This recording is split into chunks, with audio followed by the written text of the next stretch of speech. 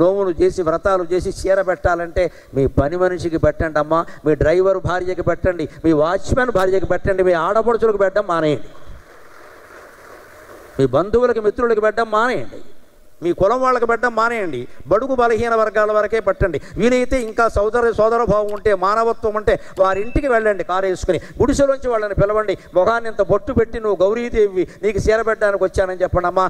మతం మార్పిడి తక్షణం ఆగిపోతుంది అనుమానం లేదు.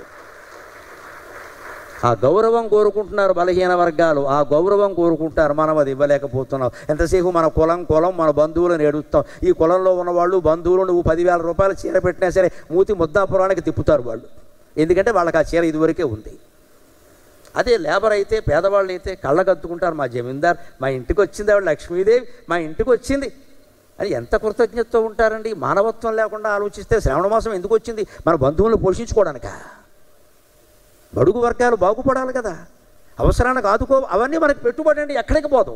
వెంటనే ఫలితాన్ని ఇచ్చేవి 2 ఉన్నాయి, ఒకటి స్నానం, 2 దానం.